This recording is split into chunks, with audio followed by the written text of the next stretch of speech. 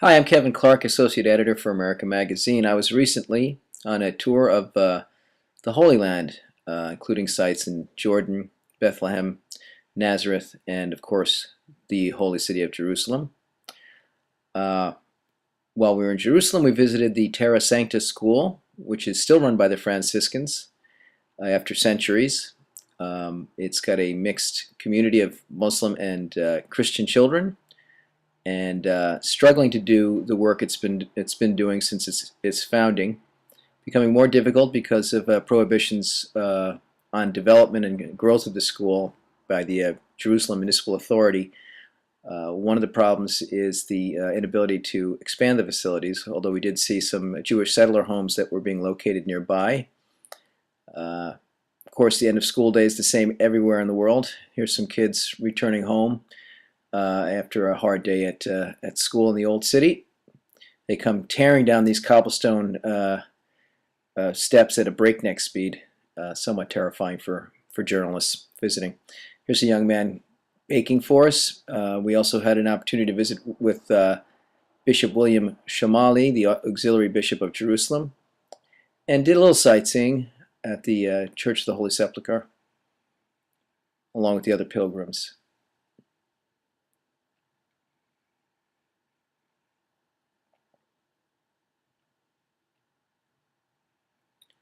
I also spent a little time in Jordan in a village called Smakia. I hope I'm pronouncing that properly, probably not. A Bedouin village in Jordan. Their biggest problems are continuing emigration out of the village. It's hard to keep young people involved in the life there, which is a very difficult one. Access to water for the meager agricultural life that they do have is very difficult. They get water 1 day a week for their own use. And even that is very spotty, where sometimes the agricultural landowners are able to divert illegally the water that's meant for the townspeople. But the Melkite Catholics who live in this community are following the same rhythms of life that their forefathers have followed, and their forefathers before them.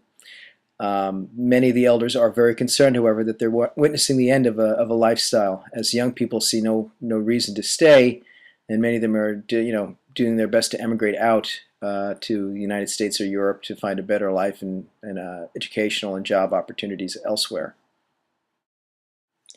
We also had the opportunity to visit in Carrick, Jordan. This is the Crusader Citadel overlooking Carrick.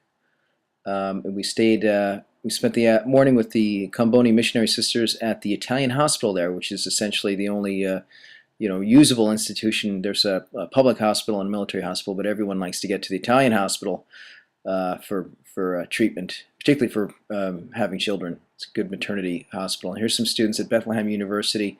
Throughout our trip, we were impressed by the facility, the comfort, and the ease with which Muslim and Christian students seem to get along on the West Bank in Jordan. We're looking at the Church of the Nativity here. And this is a Franciscan brother who actually has the keys to the place and locks it up at night. But overall, for many Americans, it might be a bit of an epiphany to get to the Holy Land and to see that, as one priest told me, living together is the best form of interreligious dialogue that the Christians and Muslims are able to maintain in those places. The final message we got from Christian Palestinians is don't forget us. Remember, we're here.